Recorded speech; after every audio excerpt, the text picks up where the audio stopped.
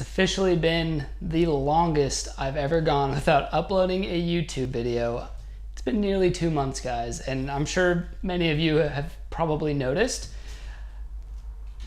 We got a new kitten who's absolutely just running around everywhere as I'm trying to film. So for the past basically 2 months, I haven't stopped doing video work. It's actually been non-stop video work. So even though I wasn't on YouTube, I was actually working on a full feature film.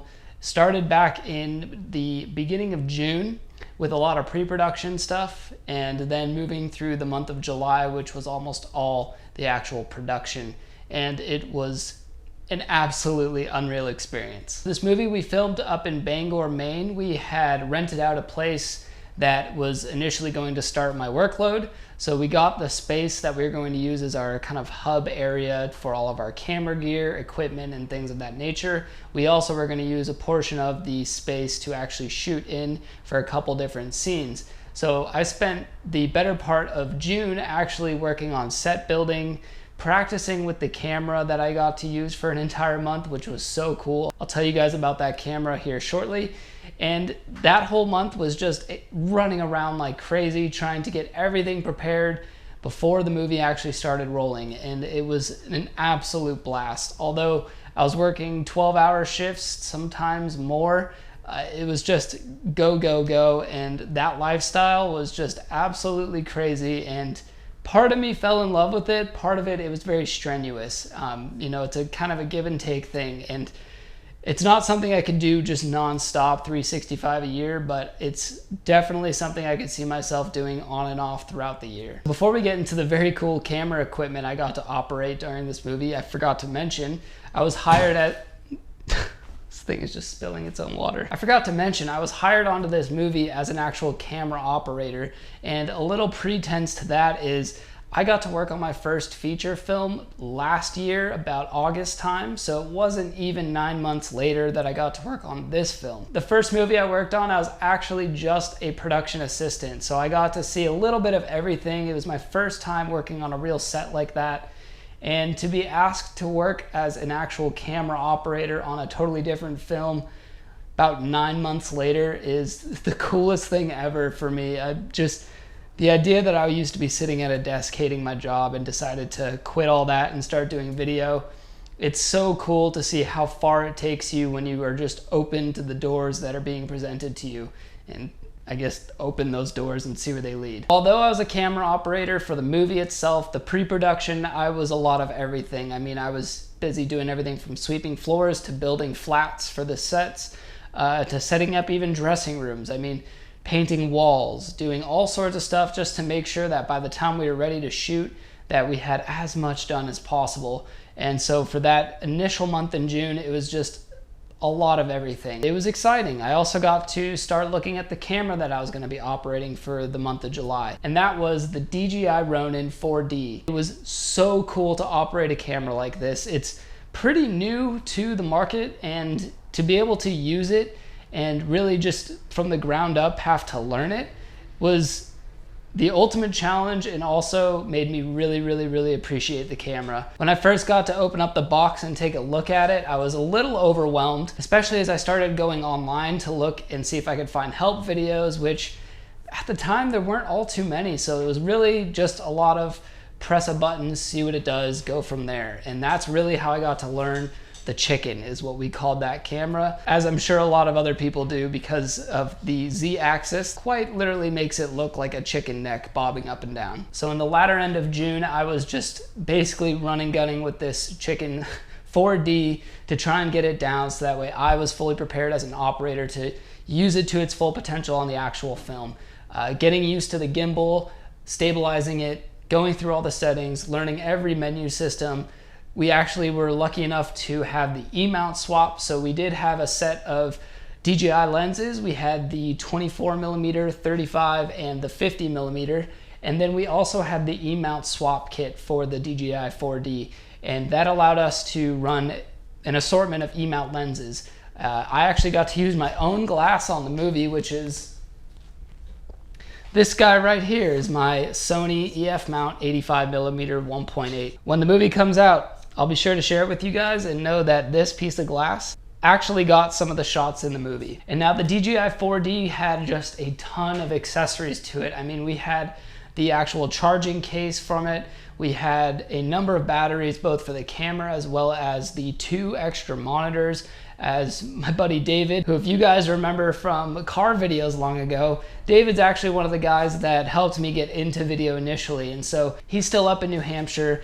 As soon as I found out we needed more people for the film, I decided to reach out to Dave and see if he'd be interested in working on it in some capacity.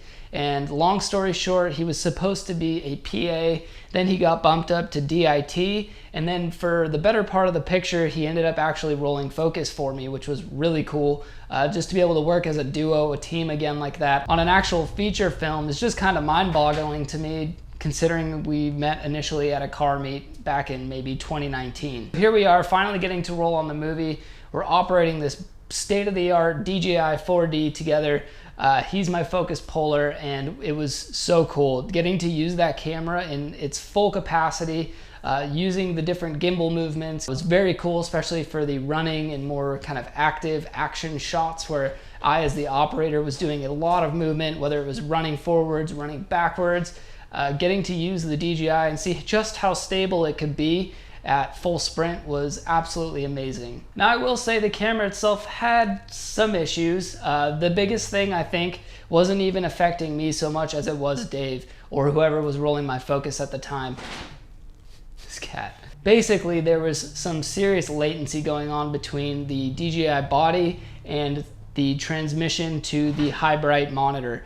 Where Dave was actually rolling focus on. He could actually be sitting right next to me operating the camera, and there was still enough latency there to cause an issue for him to roll focus. And all of a sudden it would drop on his monitor to like 480p, and it was very difficult for him to actually see if we were in focus. We did figure out that the more settings you kind of run, like focus peaking, it's got LiDAR waveform, which is really, really cool. The more settings you were trying to use, the more latency there was between the camera and the external focus roller. That aside, the only other issue we ran into was actually on the E-mount lens. When we tried to use that 85mm from Sony hooked up to the Chicken, in full sprint, it would actually have some vertical camera shake, and we tried restabilizing the camera, retuning the gimbal, and we just could not get rid of the shakiness. And come to find out, about a day after we ended the shoot, DJI actually came out with a firmware update that is supposedly supposed to fix this issue. So